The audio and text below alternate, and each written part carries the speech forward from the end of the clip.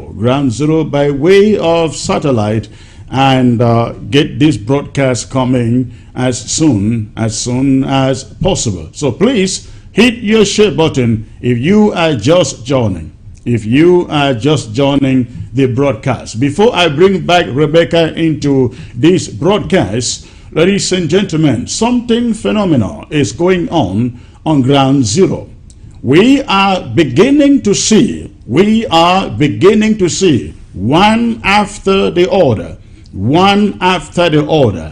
SDF parliamentarians and councillors withdrawing their participation in the upcoming French Cameroon election scheduled for February 9.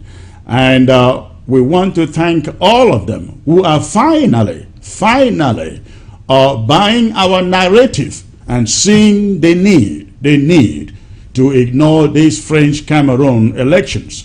We have banned every form of organized elections in the territory called the Southern Cameroons, and organized by French Cameroon. And it is very, very interesting what SDF representatives are doing. And so we want to thank all of them who continue to withdraw their candidatures for that election. And those of them who are still sitting on the fence, we urge them to do the same. And we are not only speaking to SDF parliamentarians and senators, we are equally speaking to every CPDM senator and parliamentarian. This is not the time. This is not the time for a French Cameroon organized elections in our territory. And just as we witnessed in the presidential elections, where we were able to stop them from having any form of elections in our territory, so is it going to be the same with these twin elections of councils and parliament. And so we are again, ladies and gentlemen, appealing to every parliamentarian, be it CPDM or SDF, to please consider withdrawing, pulling out of that election, because it is not going to happen in Ambazonia. We have reclaimed our sovereignty. We have reclaimed our independence as of October 1st, 2017, and that wasn't a joke. We meant what we did, and we mean what we are in today. Since then, we have gone for 3 years and counting, and we are beginning to take a good chunk of our territory and control a good chunk of our territory, and we will not allow French Cameroon to come in and organize any form of election in our territory. So, ladies and gentlemen, a very special guest joining me from London in England, in the person of Rebecca Tinsley. Ladies and gentlemen, Rebecca Tinsley is the founder and executive director of Waging Peace, I guess, with headquarters in London. Rebecca, again, it's a privilege to have you here, ma'am. Good evening. Good evening. It's an honor to be with you. Thank you. I give you 5 on 5 now. That's wonderful. Now, before I get into the questioning, I would like to reread the presentation that the petition that you sent out to Emmanuel Macron a few weeks ago, French president, a few weeks ago, to ask for his intervention in the conflict in Cameroon. And you did not mince words. You did not mince words in that petition. You essentially asked.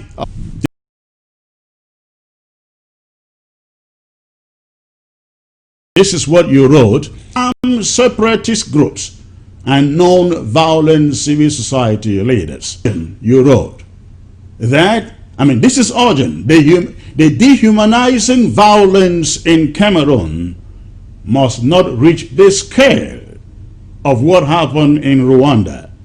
the 19 extrajudicial executions and burning of villages, journalists, opposition politicians, and other civilians are wrongfully detained.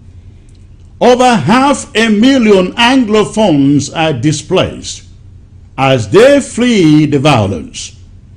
Hundreds, you said, of hundreds of thousands of children, you said, have missed school for more than 3 years. And according to recent United Nations reports, 1.4 million people are at risk of famine.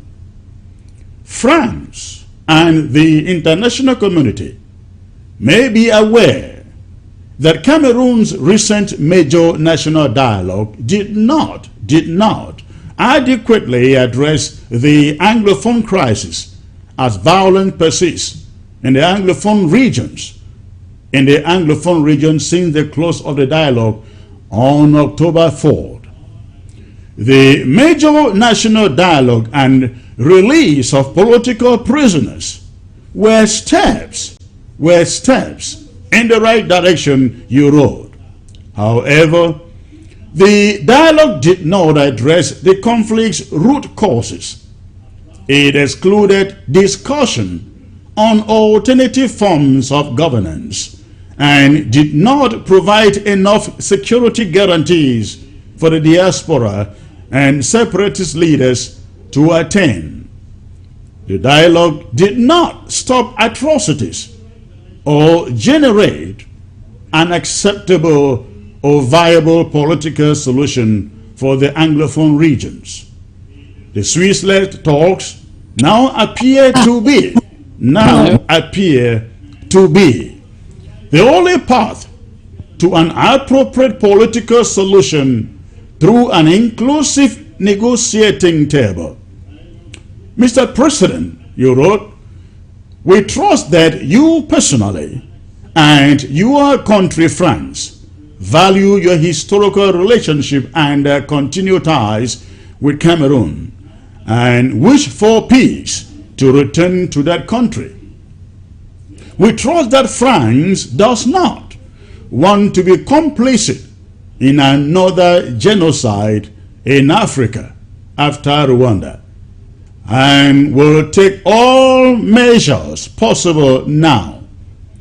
Please promote the Swiss talks so that the violence is brought to an end, human rights are respected, and normalcy returns to both Anglophone and Francophone Cameroon.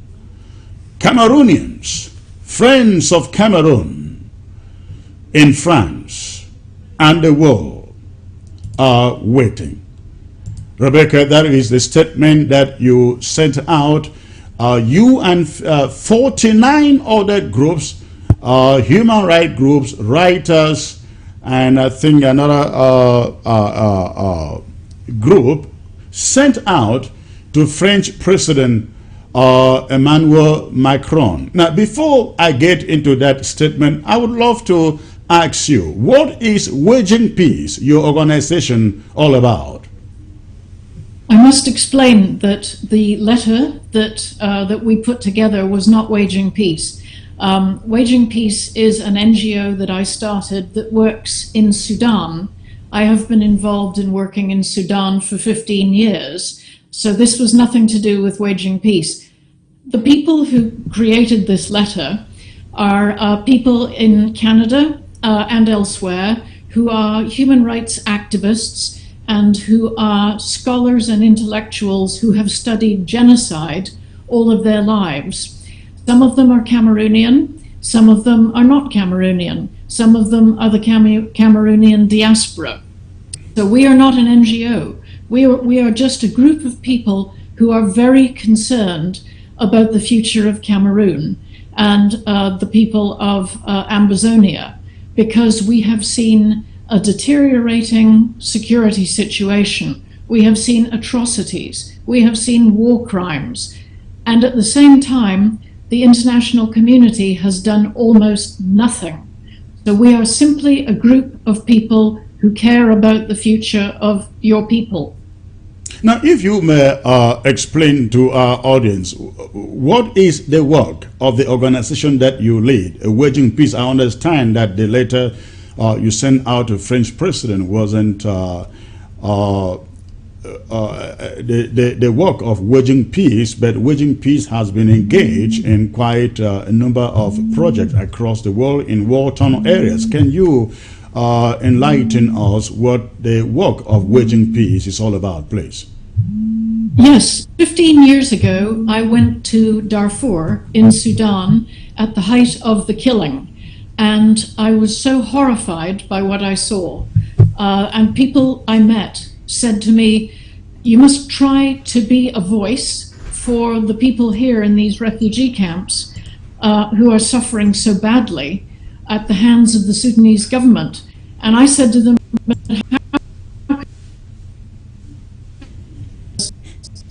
I am a white woman from England. At least you're here, so please go back to England and tell everybody about what has been done to the Darfur. So I set up a human rights group called Waging Peace, and we campaign on the human rights of the people of Sudan, and we also help Sudanese refugees who come to the United Kingdom. But also, I went to Rwanda 15 years ago. Again, I saw the result of genocide, and that I'm sorry, can you still hear me? I can hear you. Okay, I was so horrified by what I saw in Rwanda that I started another group called Network for Africa. And what we do, we now work in Rwanda and Sierra Leone and Uganda, and we provide psychotherapy training so that local people can give psychotherapy counseling to people who have post-traumatic stress, which is something that I'm sure you are seeing in southern Cameroons, right, among people who have been exposed to the most terrible atrocities that nobody should have to see.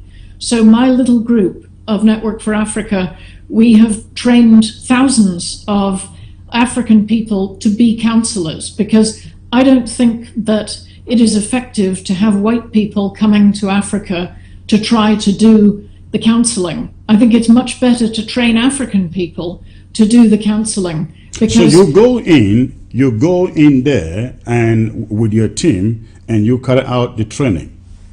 Yes, and we train local people. Have you been to Cameroon? If not, do you ever plan of going there? When I say Cameroon, I mean the southern Cameroons where this conflict is taking place.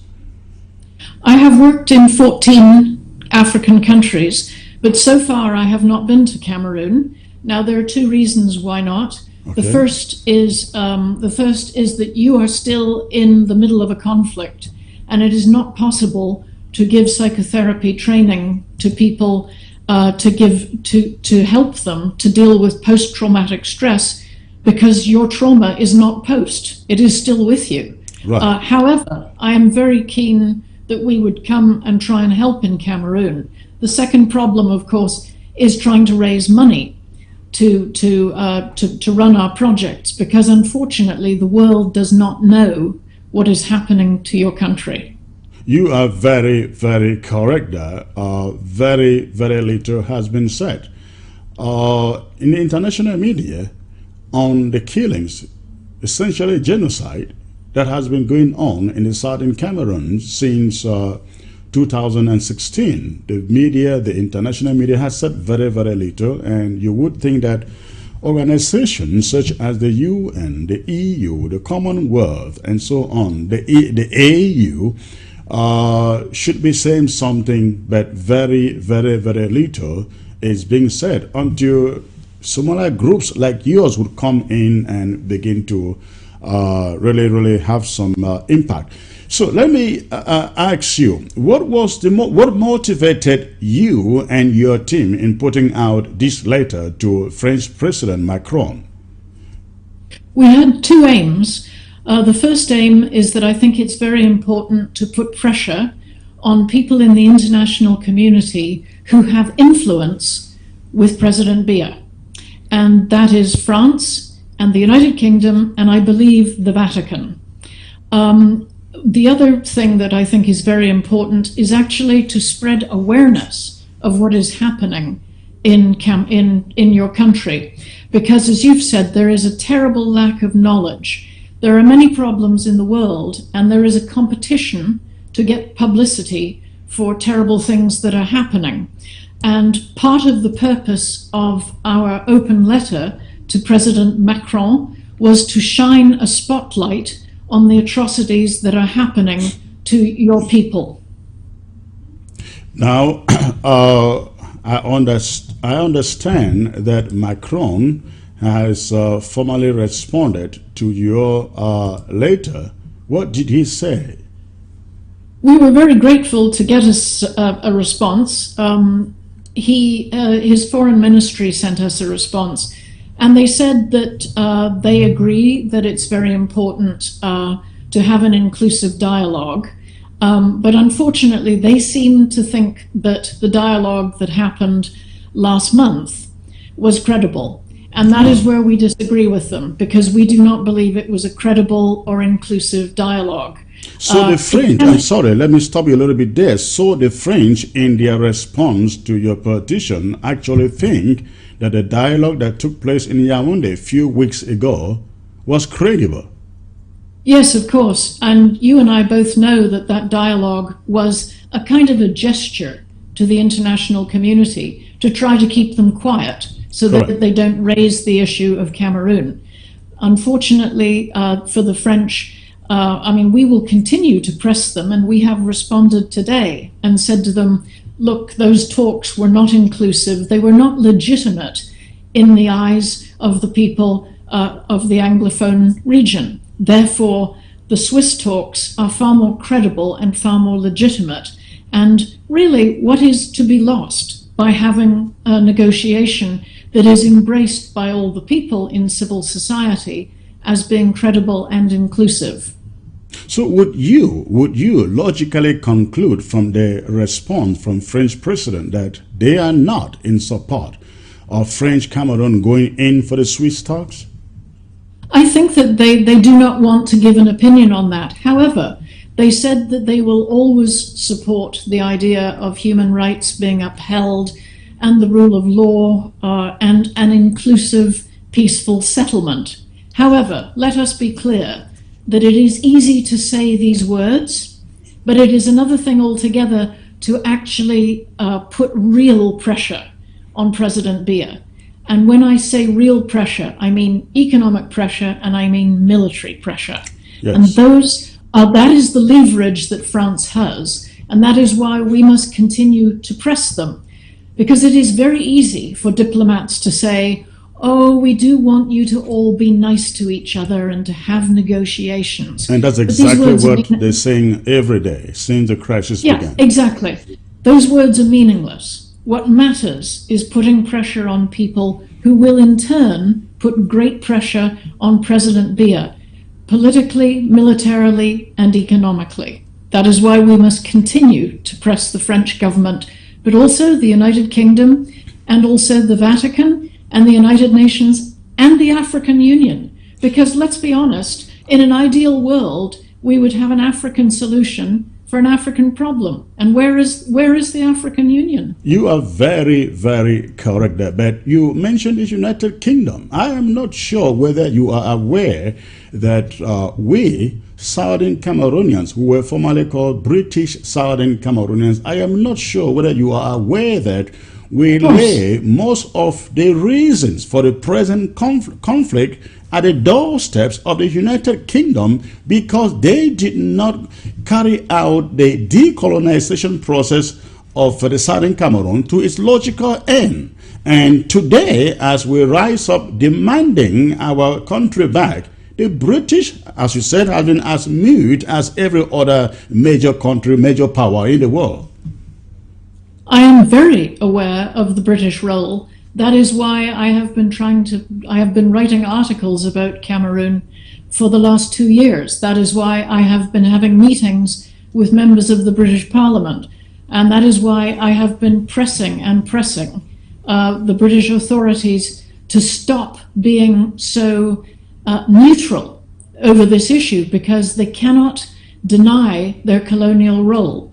So believe me, I am very aware of the role. However, may I say that what I understand about British politicians is that they do not care about your history. They're not interested. They don't want to hear people from Ambazonia talking about what happened in 1960 and 1961. They're not interested. Why do you think they're not interested? I know they're not interested because I'm British and I mix with politicians all the time. Right. Do you see any motivation, any particular motivation behind their action? No, it is very important that you hear what I'm trying to say. Okay. They are not interested in your history. They are not interested in listening to people from your country getting very angry. And every time that one of your politicians gets extremely angry with the British, it is self-defeating. You are not going to win their sympathy. What you need to do is talk about today and the future, because they are simply not interested. You are wasting your breath if you talk about the history of 1961, because they don't want to know. It embarrasses them. Is this because they were part of it and they failed in that assignment? Could that be the reason? It's also, yes, part of the reason, but also the British are not interested in their colonial history because it is embarrassing to them. Wow, that is quite revealing. That is quite very, very revealing. Now, let's go back to the national dialogue that took place in Yaoundé a few weeks ago, which was the subject of your writing to French President Macron. Did you follow up? Did you monitor that national dialogue? Yes, as I didn't think it was actually worth watching very closely, because unless it's inclusive of civil society and all the voices that should be heard in your country, I didn't really see what the point of it was, except as a meaningless gesture to the international community. But I don't think it convinced anyone. So even you sitting out there in London did not think that the national dialogue organized by Mr. Biya was able or capable of providing long-term solutions to the conflict? It's not an inclusive dialogue. So of what it could not be of any use. That is why it is so important to push the French government and the British and the Vatican to push President Biya, in turn, to be fully involved in talks, inclusive talks in Switzerland. Between the French and the British, the French seem to be very, very engaged with their former colonies. And as you said, with the British, they seem not to care. What is the difference? Is it because the French depend so much on their former colonies for survival, or what? That's a very good point. When the British left its colonies, it just walked out. It left, and shut the door. I believe that the French never actually left its colonies. France still has big economic, political, and military links, whereas the British, they just left. And I think that was because the British were embarrassed, and the British do not want to talk about their colonial past at all. And I find this whenever I talk to British officials, is that they become embarrassed when I say, look, we owe something to the people in the Cameroons because we were involved there. And yes. Instead, they want to be morally equivalent. In other words, they want to say, we are neutral, we're sitting here in the middle, and we don't want to know about the past. This is why I beg your politicians to not talk about the past. I beg your politicians to concentrate on the future in talking about what steps would you like the international community to take now? But if I may ask you though, how do you talk about the future without talking about the past? Because you will not have the future if your past is not cleared. They have to come to the realization that the Southern Cameroons did not get independence, proper independence, as stipulated by UN Article 1608. The British, as you said, just left, picked up their bags and left. So, how do you talk about the future without trying to explain the past? I believe that you have to take a different path. You have to talk about human rights abuses right now. You have to talk about atrocities right now. You have to talk about the right of people to self-determination right now. If you actually want to get the international community to take any notice at all, you talk about human rights abuses. You talk about the fact that 500,000 people have had to flee their homes. You talk about the fact that your politicians have been incarcerated in prison, tortured. You talk about the fact that 40,000 people have fled to Nigeria. You talk about the fact that women are being raped. You talk about 400,000 children not able to go to school. You talk about clinics and hospitals being closed. You talk about civil society being under siege. These are the things that actually ring the bell of the international community. Then they sit up and they take notice. But if you lecture them about the past, they will not want to hear it. And if you get angry with them about the past, you are only alienating them, when really you want them to be on your side. So why not talk to them in a language that they understand? And that is the language of human rights. The problem there with that, though, is when you're talking about human rights, they are looking for a solution in some form of inclusiveness between the two parties, French Cameroon and the Southern Cameroons. They are not looking at the illegalities of decolonization. So that's a problem we see, because we have seen major powers, the UK, the US, Canadians say, yeah, we need some kind of democracy, power sharing, but an independent Southern Cameroon says, we're not sure yet. That is a problem. It is a problem, but in a way, it is not their business. It is the business of the people of your country. And that is why our focus, and the focus of our letter to President Macron, was simply to make sure that there are legitimate, inclusive negotiations. When we get those negotiations, then it is up to civil society and armed groups and all the legitimate voices of your people to be heard. Then it is your role to decide whether you have federalism or devolution or secession. But it is not for the international community to be telling you what to do. Has your group been involved in any form of mediation in conflicts across the world? No, not yet. However, if I could say, what we have also been doing is we have been putting pressure on French, British, and Canadian and American businesses. We have been asking them to reconsider their investment in Cameroon, because we believe that that is one of the ways of putting pressure on President Biya. We think it's actually rather premature to talk about mediation. The most important thing is surely to have these inclusive talks. But we are putting pressure on businesses, because what businesses want is a stable, prosperous, peaceful environment. Correct. And I believe President Biya will listen much more to business people than, in a way, he will to pressure groups like mine. So if you were to advise Southern Cameroonians to a way of approach to these groups, like the business groups that you are talking about, what would your advice be? Well, the first thing is that I think it's incredibly important not to be responsible for atrocities. And I will be very honest here. The activities, some of the Amber Boys, it is meaning that you are losing sympathy from the international community. You know that many Western countries, the white world, they have a look at Africa and they say, they're all bad. Each side is bad. They are morally equivalent. They say, oh, it's all terrible, and we don't want to choose sides. Okay, now when the Amber Boys, if they are responsible for atrocities, then unfortunately the rest of the world looking at the situation in the Cameroons will say, oh, we don't want anything to do with this. They're all as bad as each other. I think it's incredibly important to get sympathy for your cause, that you are not seen as contributing to the atrocities and the human rights abuses, because people will lose sympathy with you.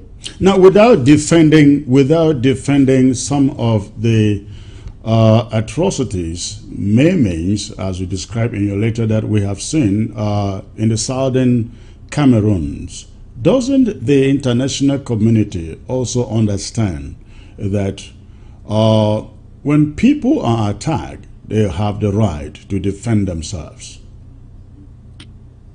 Of course, I think they understand that in theory, but I am just expressing to you the weariness that many Western leaders feel when they look at Africa. They don't have the time to go into the detail, but when they see that atrocities are being carried out by the minority group, then they lose sympathy. They find it more difficult to argue on your behalf.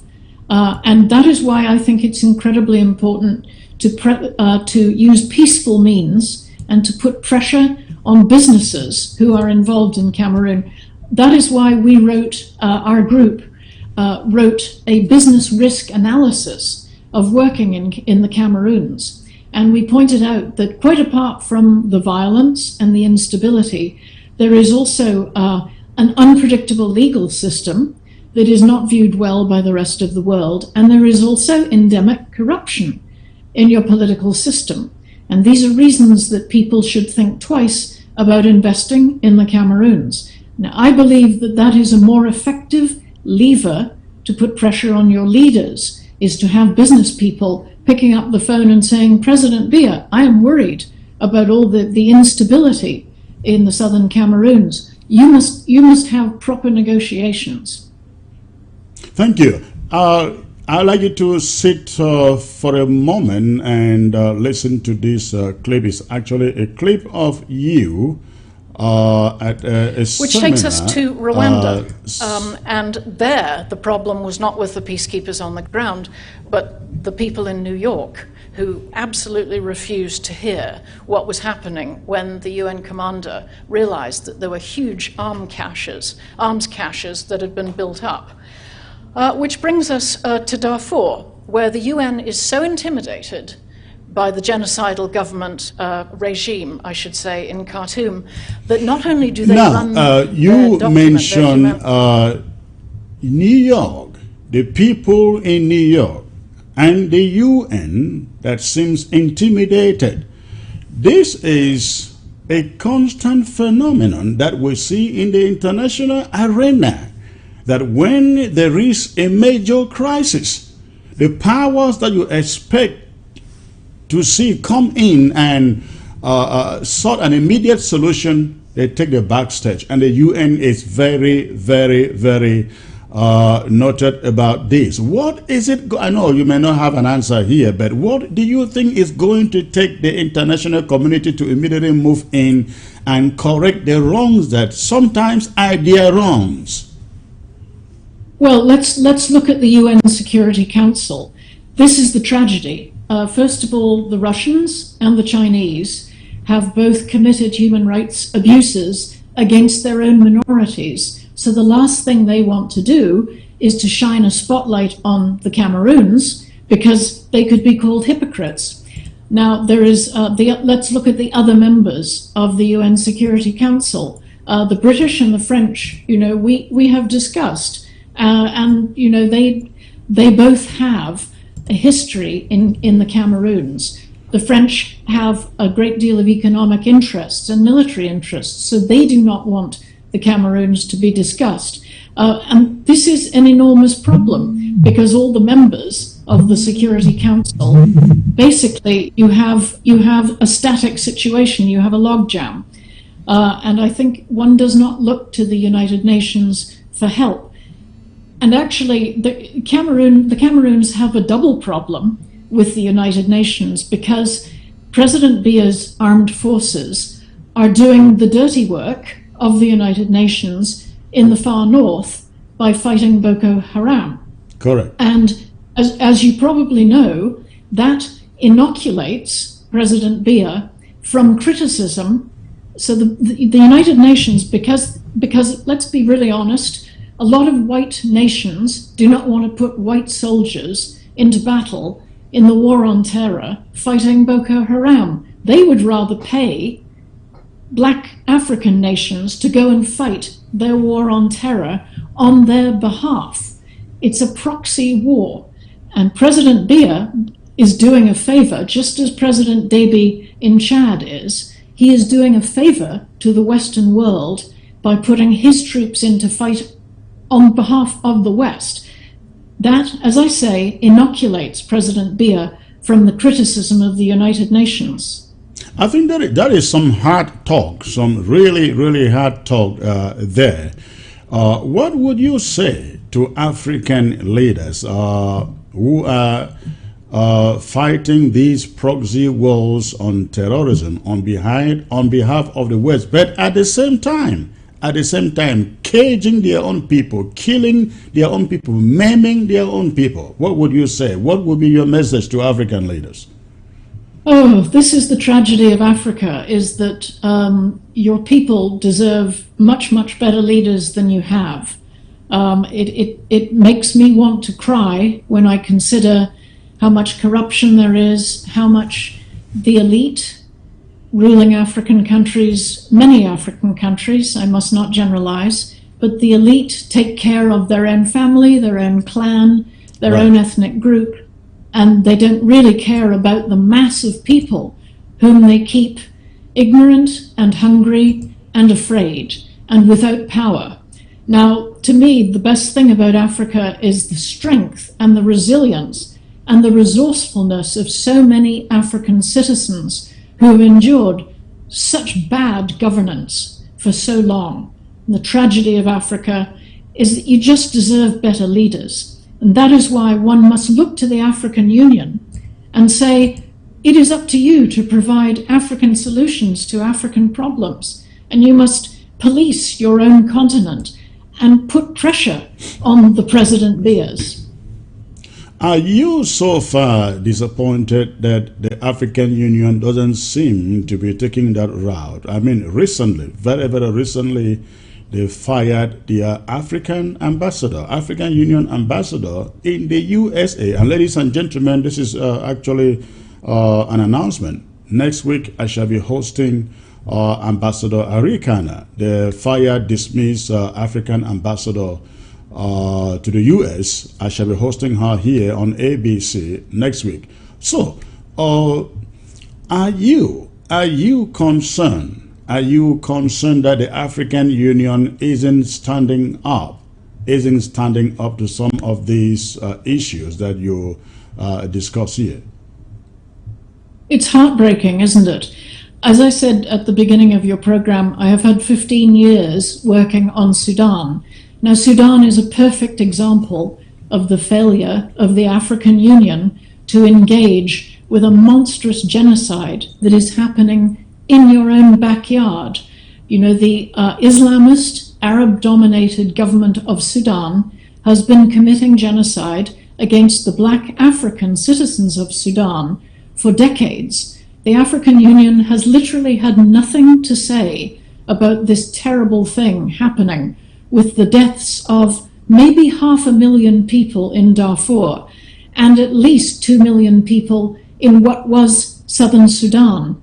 To me, this is symptomatic of the failure of the leadership of the African Union to confront massive human rights abuses that are happening to the ordinary African citizen.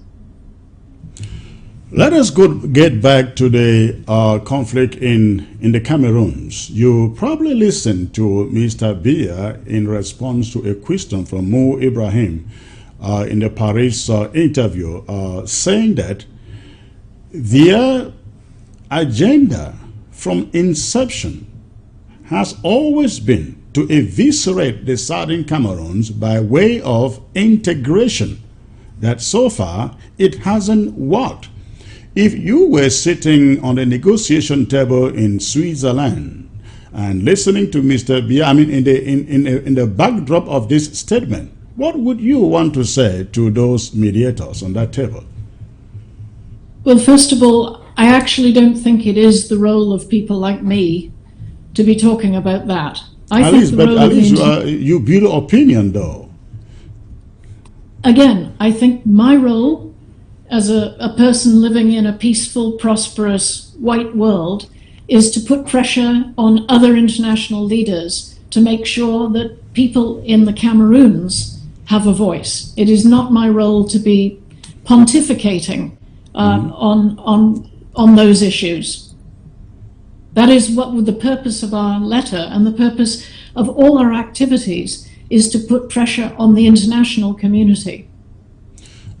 But what did you think? Listening to Bia say, our goal, our preoccupation has always been to assimilate them, integrate them, but so far it appears like we failed. What did you think when you heard that? Again, my opinion is not important. What I care about are the human rights abuses that are happening in the Cameroons. That is the role of the international community, is to hold President Biya to all the international conventions that Cameroon has signed, guaranteeing the right to free speech, the right to free assembly, the right to a trial, a fair trial. All of these international documents that President Biya has signed on behalf of Cameroon, and that is the role of the international community, is to hold him to account. To come up to the standards of international human rights law. If you were to sit before Mr. Biya in the backdrop of this conflict as a humanitarian, what would you say to him? What would you say to him, looking at him in this? I have a shopping list for his action. All right. And it begins. There must be an immediate ceasefire. That is what the international community should be calling for. There must be an immediate ceasefire. There must be free and unfettered access for international humanitarian aid groups to come into the southern Cameroons, because the humanitarian need is enormous among your people. So many people have had to leave their homes. Correct. And they're living in the bush. And goodness knows how they're surviving. I would say on my shopping list that President Biya must show goodwill by agreeing to confidence-building measures.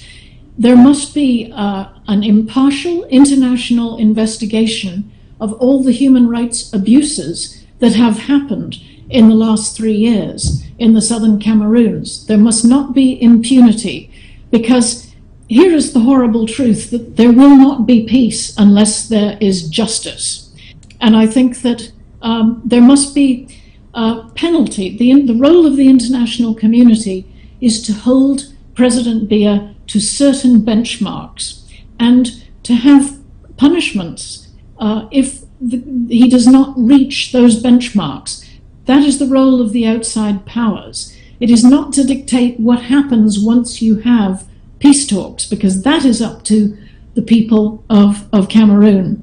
But what we should be doing is calling for President Biya to have a ceasefire, to release political prisoners, to investigate human rights abuses via an impartial international body, and to have humanitarian access. Most of us on the other side of this conflict, I'm referring to the southern Cameroonians, have been appealing for a peacekeeping force that takes over the territory, have restoration forces, our own forces, lay down their arms, and have French Cameroon troops pull out of the territory.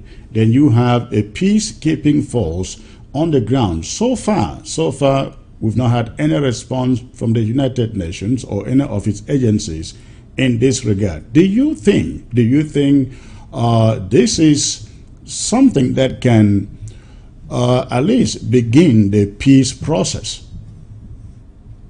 I think you've raised a very important point, but I would not look to the United Nations. I would say to the African Union, it is time that the African Union puts in a peacekeeping force. However, here is the problem. It is pointless having a peacekeeping force unless there is peace to keep. And that requires the willingness of His Excellency President Biya to want peace. And that is the problem in Sudan, is that there is a joint African Union, United Nations peacekeeping force, but it is paralyzed because the government of Sudan will not allow it to operate, to investigate human rights abuses and attacks, and to actually perform a monitoring role. I believe that it would be very important for the African Union to play that role as a peacekeeper, but it must have the agreement of President Biya's regime. Otherwise, it is a futile gesture. Now, let us get back to the Swiss initiative. How much do you know of this organization called HD, which is essentially representing the Swiss government, mediating between the two parties? How much do you know of them, and how much can you vouch for their neutrality? I don't know about them, and I cannot vouch for their neutrality. However, I have friends from the southern Cameroons. I have Anglophone friends who believe that this is the best show in town. This is the most likely mechanism for getting genuine, inclusive talks. And therefore, I think there is nothing to be lost by going into those talks.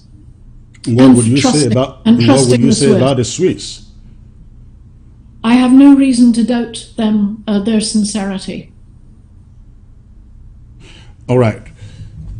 Now, talking about the humanitarian aspect of this conflict, you have mentioned that your role in your organization is to go in after the effect and try to do some humanitarian work on the ground.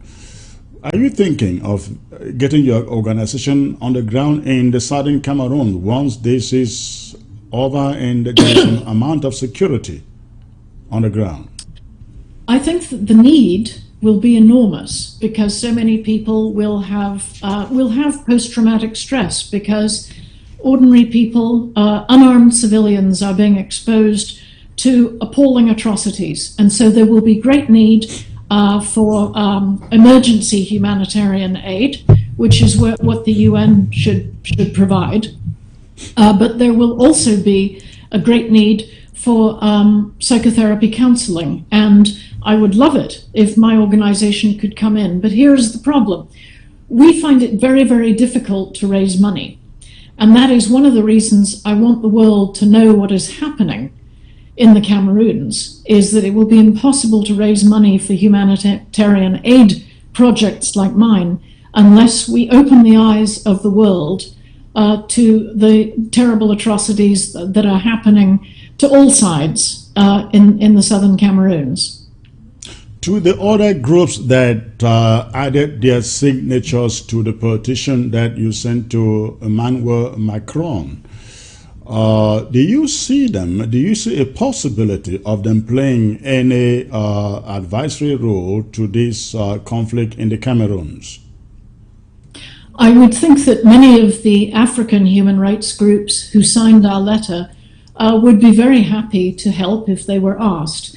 Also, I believe that many of the people who signed our open letter are genocide scholars who have studied the stages through which societies go on the way from conflict to genocide. I believe they would be very, very happy to offer their help. However, I have to say that all of these groups believe in peace, and they will not want to be associated with any groups that are using violence. Are you then insinuating that the southern Cameroons is using violence? I'm saying that some of the Amber Boys are using violence and destruction against innocent, unarmed civilians, and that this loses the sympathy of the world. And I think that no respectable peace or mediation group will want to be involved as long as there are human rights abuses and atrocities are taking place. Are you aware that there are militias in the southern Cameroons that are sponsored by French Cameroon government officials ministers or Atanganji, for example. Now, many people do not know that when you go to the southern Cameroons or before any southern Cameroonian and you use the word Amber Boys refers to the militia that is sponsored by government officials, because the Southern Cameroon Restoration Army is actually called Restoration Forces. That is the name they go by. Amber Boys is generally referred to the army, the militia that is sponsored by the Cameroon government. And they are everywhere in the Southern Cameroons. Sometimes they do beheading. Their crimes are horrible. I don't know whether you are aware of this. I am aware of it, yes. All right. So sometimes it is. Yeah, go ahead. Go on, please. But I'm sorry, but I also know other people who are from Cameroon, who are Anglophone Cameroons, who are sympathetic to the activities, to the violent activities of secessionists. And I'm sorry, but no respectable peace organization will want to be associated with those violent groups.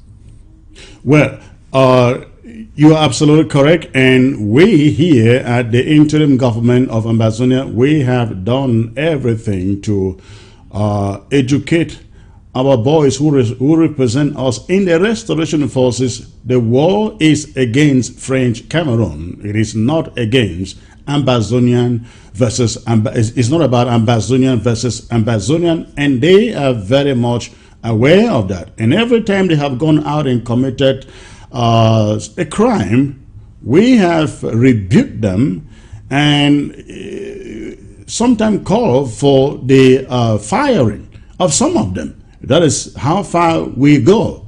But you also have to realize that we did not provoke this war. The Southern Cameroons did not provoke this war. Mr. Biya declared war on the 30th of November 2017. And our boys had to pick up arms, then guns to defend the country and to defend themselves. What do you do when you are in your home and somebody declares war on you and come after you? Wouldn't you defend yourself?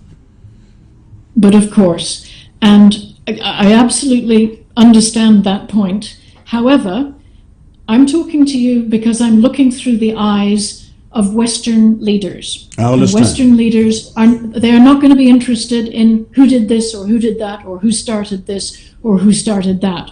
What I can say, having been involved in Bosnia and been involved in Northern Ireland and the peace process there, and Rwanda and Sudan, what I can say is that a military solution is not going to work. And as long as people are picking up arms, rather than trying to use other levers to bring pressure to bear on the international community, then you lose the sympathy of the international community. There is no military solution that will work. The problem there also is when that international community refuses to see the problem and to act. What do you do? I'm not essentially putting this before you, asking for your wisdom, because I know you don't have the power to do something. If you had, I believe you would definitely do it. But what do? Your brothers have been killed. Your families have been killed. Your homes have been burnt. Frustration comes in. What do you do when you think the international community should be doing something and nobody is doing anything or saying anything?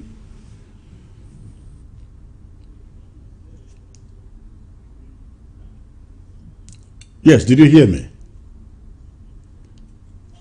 Did you hear me? And I am not passing judgment on anybody who wants to defend themselves. I'm really not, because it's not my place. However, I am saying that military solutions will not work, and I am saying that there are all kinds of groups, international groups that I would respectfully advise the Anglophone community to be putting pressure on. And I'm also talking about the Anglophone diaspora.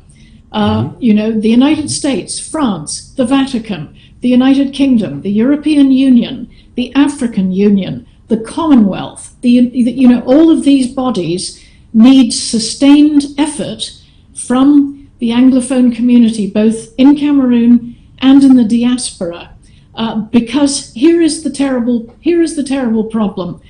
When an awful lot of Western organizations and diplomats, when they look at Africa, they see all kinds of different conflicts, and they think, we don't know what to do, we don't want anything to do with this. They have all kinds of conflicts on their agenda. They have Syria, they have Yemen, they have what's happening in Hong Kong, they have what's happening in Iran.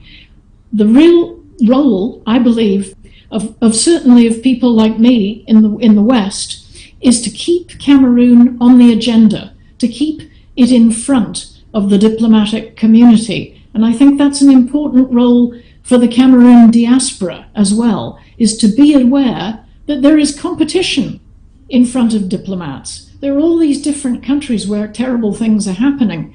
And it's terribly important to keep a sustained lobbying, advocating effort so that Cameroon is not forgotten. That is why people like me write articles and write open letters to Emmanuel Macron and try to get the Pope interested as well.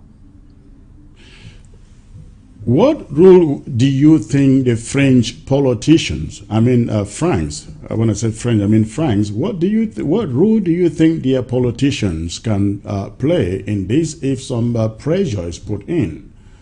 Would you advise Southern Cameroonians to approach French politicians if there are any who would want to influence their colonial policy? I think that's the most important country to put pressure on, and I think that is a role for the Cameroonian diaspora, is to be doing that. But here's the problem. An awful lot of French people, intellectuals, politicians, academics, they don't know anything about what's happening in Cameroon. This is one of the great barriers, is that there is no awareness. And in a way, that is a place to start, is to lobby and to advocate and to make those people aware that terrible things are happening in the Cameroons.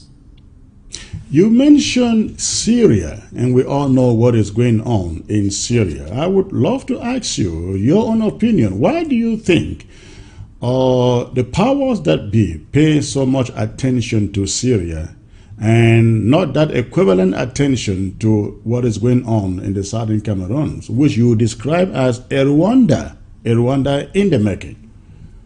Yes, it is a Rwanda in the making, but it is not unique to Cameroon. I would say that the whole Western world ignores Africa as a whole. It is not just Cameroon. The issue, I guess, unfortunately, it is oil, and it is access to nuclear weapons. And as you know, a proxy war is being fought in Syria between Iran on the one hand and Saudi Arabia on the other hand, between Sunni Islam and between Shia Islam. And unfortunately, diplomats regard that as a more important and worrying war than they see in many African countries. Thank you very much. Thank you very much, Rebecca. I will open the phone lines and allow Ambazonians to ask you a few questions before I let you go. Ladies and gentlemen, you have the phone lines open. You can only call by way of WhatsApp and not through a regular line. And when you call, please make sure you tune down the volume of your set, the volume of your television set, so that it does not disrupt the conversation. And when you call, go straight to your question and ask your question within 1 minute, and 1 minute only, 1 minute only. So while we expect these calls to come in, Rebecca, I would like to ask you, Do you expect the French to eventually support the Swiss initiative? Because from the reply they sent to you, it doesn't appear like they are ready yet. I think they will, yes. I think so. I think actually President Macron is a very reasonable individual, and I believe that he will want an inclusive and sustainable peace in the Cameroons. And I feel certain that with enough pressure, the French government will apply pressure to President Biya. Therefore, I think it's incredibly important for Cameroonian voices to be heard in France.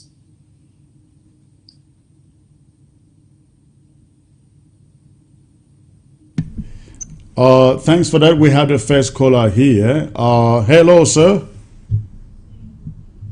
Yes, is that Chris? This is Chris. May I know where you're calling in from, please?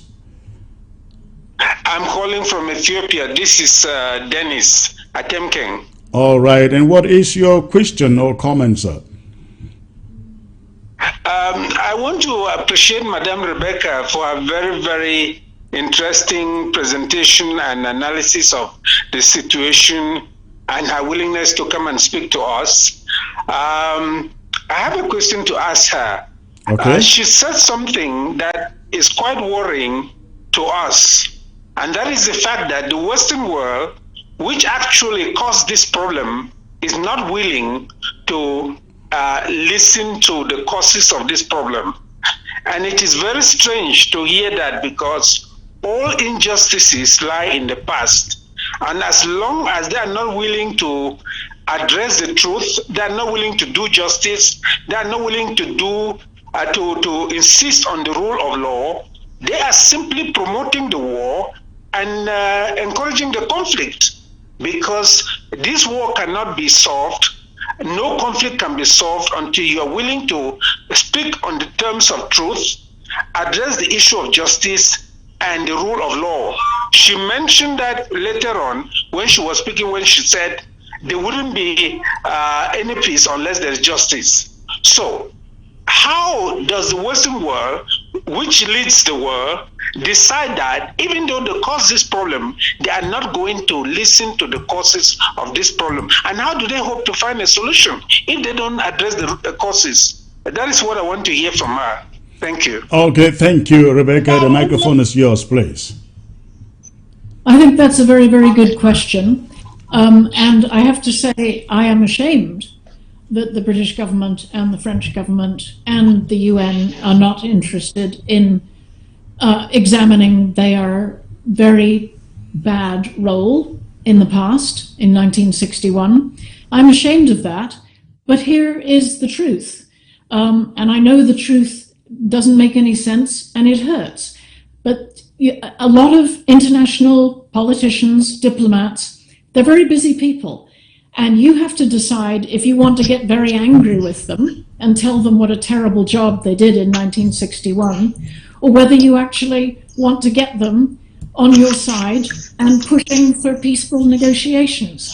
That is a choice, because I have to tell you that diplomats in the Western world are not interested in getting a history lesson. They're just not interested in it. So you have to decide whether you want to rant and rave at them and be very angry at them, or whether you want to push the buttons that they will respond to. And that is, as I said before, talking about human rights violations and the need for a peaceful and prosperous future for Cameroon. Okay, now you will realize that the same international community is the one saying, let's get back to the root causes of this conflict. And when you say they are not interested in going back to the causes, isn't that a little contradictory? No, well, you see, I don't agree with you that they want to go to the root causes. I don't think they've ever said they want to look at the root causes. You know, they take a superficial view at every subject, because Cameroon is one of dozens of problems on the international agenda. They are not going to look into the root causes, whatever they may say. And I know that the truth hurts, and I'm sorry to have to say this, but this is my advice having associated with Western politicians for a very long time, I think I know them fairly well, and I do know that their eyes glaze over the minute you start talking about the past. That's why you have to talk about the future and what could be done now. Thank you. And let me add, ladies and gentlemen, Rebecca is a former BBC reporter in the UK. Now, I go to the next caller. Hello, sir. Hello, Secretary. Good evening, sir. May I know where you're calling from, please? This is Ghana. I'm calling from Australia, please. Calling from Australia, and what is your question, please, or comment? I just wanted to thank Rebecca for the letters that she's been writing to the community on our behalf. It takes more than just someone, a white woman, doing just what you're doing. That some of us, the Africans, can't even do what you're doing. We appreciate you.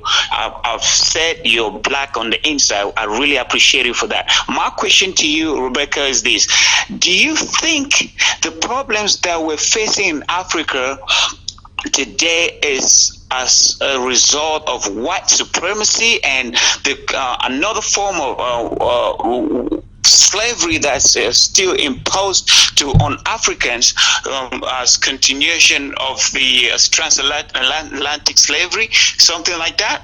Thank you very much. Thank you for the question, Rebecca. You have the microphone, please. Thank you very much for your question. You raise a very good point, but I think it is too simple just to blame the colonial heritage of slavery. I think that an awful lot of countries have now had independence for 60 years, and some of them, let's be honest, have made a real mess of independence. Not all of that can be blamed on the colonialists. I think what is terrible is that in many countries, when the colonialists withdrew, they left in place a system that benefits and privileges only one ethnic group. And so that is a tragedy. That, of course, happened in Rwanda with terrible consequences. But it is not totally the fault of the colonialists that an unfortunate number of African leaders are corrupt and do not like freedom of speech and seem to be happy to keep their own people ignorant and hungry and afraid.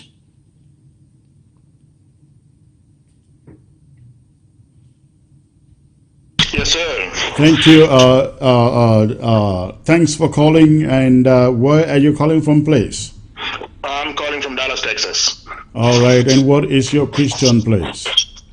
Okay. So first of all, I want to appreciate the lady, Mrs. Rebecca, for her contributions. And sometimes, to begin with, I feel ashamed to be African because if you look at the African Union, it's just a figurehead to me. I don't know the role of the African Union when we have our issues. And but my question I really wanted to address today was that Britain actually left a problem unsolved. And how does being embarrassed of their colonial past solve an outstanding problem? And secondly, the French, we know, and most of the white world, but the French in particular, they care about their economic interest than the lives of Africans. So for us, what she said for us to is an initial issue would be to contact the French or to make political diplomatic moves towards the French in trying to address this problem. It defeats the purpose. I think that's the question I was trying to if that's the question. All right. Thank you for the question. Rebecca, please go ahead if you have a comment on this. Yeah, I think the gentleman is absolutely correct. The French have a great economic interest. And that is why my group has been writing to French businesses, asking them to use their influence with President Biya to have genuine, legitimate, inclusive peace talks, because it is in the interest of commerce, of business, to have a peaceful, prosperous, and stable country. To get to your point, the gentleman made a point about Great Britain. I shall be very honest with you now. In Great Britain, the only thing that politicians care about is Brexit. And I have been involved in trying to persuade British politicians to care about Cameroon. I have worked with the Cameroonian diaspora in the United Kingdom for 2 years now to try to get the British government to care about Cameroon. But here's the thing, they only care. They only care about Brexit at the moment. This is an unfortunate political reality. Right. But that does not mean we will give up. We will continue to try to press them. May I make one more point? Absolutely. When we organized this letter to President Macron with the 50 signatures, we deliberately did not approach people from Cameroon, from the Cameroons, because we did not want to put them in danger, because we worried that if people did sign their name, that it might put them or their families in danger. However, the idea to write to President Macron came from the Cameroonian diaspora. So please don't think that this is just a bunch of interfering white people telling you what to do. We were simply trying to use the most effective way to get through to a decision maker, which is President Macron. Well, thank you, but at least your message went across and you got a response from Macron, and you've also, as a result of that, written back. Let us wait and hear what Macron says to your reply. Thank you for that. Let me get the next caller. We have only about 5 minutes left for the entire broadcast. Let me get to the next caller. Hello, sir. Hello, Secretary Chris. I'm calling from Sweden. I would like to thank you as always, and I would like to thank our guests. But my question is this: how come that the Europeans, they are not interested in the political problems that we have in Africa, but they are interested in our oil, our gas? At the same time that Paul Biya is killing our people, they are signing contracts with the king. Billions of dollars with this killing machine in Cameroon. So how do we come out of this? I would like to ask Madam Rebecca, if she was a part of our government right now, what is the right step to take? Because it's all confusion. Nobody is interested in African history 50 years ago. But that is the plot of all the troubles, of all the wars, of all the assassination and the coup d'etats. It's really terrible. I'm feeling sick in me. All right. It's as if we are on a death road here. All right. Thank you for the question. Thank you for the question. I will have Rebecca, if she has any opinion. She can only give opinion. She doesn't have answers. So I will allow her to give her opinion here. Rebecca, over to you, please. Thank you for the question. I understand your anger. You have every reason to feel angry. But the horrible truth is that Western diplomats have a very short attention span, and Cameroon is in competition with many other countries with conflict. Cameroon must therefore find the most effective strategy for getting the attention of Western diplomats. And I respectfully suggest to you that the best route is to concentrate on the human rights abuses that are happening right now, on the humanitarian catastrophe that is affecting Cameroon right now, because you must understand that they are not interested in the past. You and I both know that they bear responsibility for the things that went wrong in the past, but that is not a subtle or clever way to get the sympathy of Western diplomats. I am respectfully suggesting to you that the best way that people like me can go ahead is to try and push Western diplomats to hold the government of Cameroon accountable for the human rights violations that are happening right now, and to press for inclusive peace talks. Thank you, Rebecca. We will take one last caller before you leave. Hello.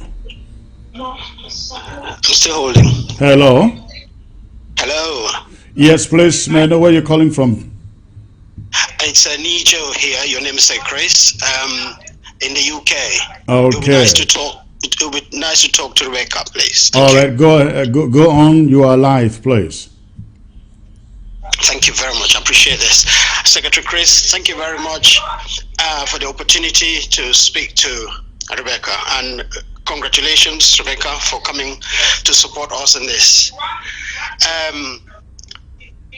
I remember one of you've listed so many things we can do and continue to do, and that what is going to help us is steps and strategies going forward, not looking to the past. Thank you for that.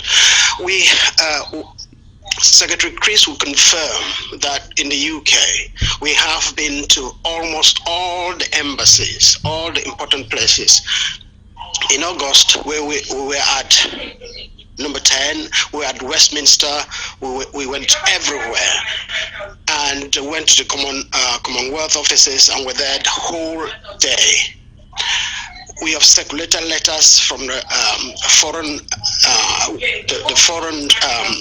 Affairs Department to all the important places you would know, and name in London. What advice would you give us? I know you have been specific in lots of cases, but what advice is there you can give us that you think we can move this forward? Again, on top of all of what we have done. We were in Germany, we've been everywhere. In the US, they have been marching. In Canada, the world over. What next do you think we can do to pile on the pressure on the politicians as you have recommended? Thank you very much. All right, thank you. Thank you for the call. Rebecca, please. Well, first of all, thank you for your question. I have great respect for the fact that you are trying to influence British decision makers. Thank you for doing that. What I am about to say is controversial. I think that having marches and protests and demonstrations is a complete waste of time. Total waste of time. That's interesting. Especially on a Saturday when none of these diplomats are sitting in their embassies, when nobody is working at the Commonwealth on a Saturday. Forget it. It might make you feel good to go on a demonstration, but it's pointless. Much better would be to get every single member of the Cameroonian diaspora in the United Kingdom to write a letter to their members of parliament when parliament reconvenes after the election, and to say to them, you as my representative are responsible to take my views to the Foreign Office, and these are my views. That I think is a much more effective strategy and tactic than holding demonstrations or shouting in the streets. You have to mobilize every single person of Cameroonian descent to write to their members of parliament and hold them accountable. Well, that was wonderful. That was great. Rebecca, it was such a wonderful pleasure to have you on set here with me at ABC, and I like your frank talk. I really appreciate that. And I want to believe that our leaders out there have listened to you, and they will take many of the things that you have outlined here into consideration. And again, thank you for that letter to French president. We would never write that letter and have them respond to us. I'm sure you know that. Well, God bless you, and God bless your viewers, and let's hope that together we can make peace talks happen. Thank you again. Thank you for coming on the show. We will keep in touch, and need be, we will get to you to see how you can be of help. You have a great day, ma'am. God bless. Thank you. Thank you.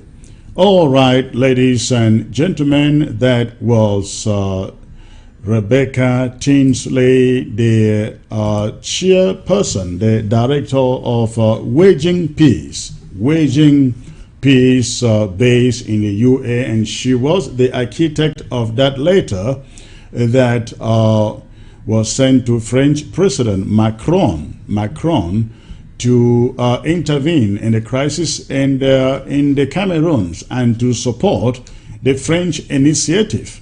If you came in lately, she stated that they actually received a reply to that letter, and the French president was saying, well, Cameroon already conducted a national dialogue, and it appears that the French are supporting the sham dialogue that took place in French Cameroon recently, but they are not too much interested in the Swiss initiative. So that is the take-home news. Before I leave, ladies and gentlemen, I want to remind you I have a very, very important lineup of speakers. Very important lineup of speakers coming up in a few days to come. On Sunday, 7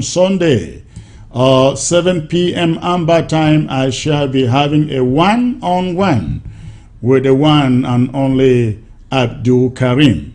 That will be on Sunday. That will be an exclusive interview. Then, possibly on Monday, if not Monday, I will have to re-announce it, but possibly on Monday, I shall be hosting the lady that I call the Iron Lady of Africa, in the person of Ambassador Arikana, the former African Union ambassador to the USA. You can find it on my right hand side. Find her on my right hand side on the screen.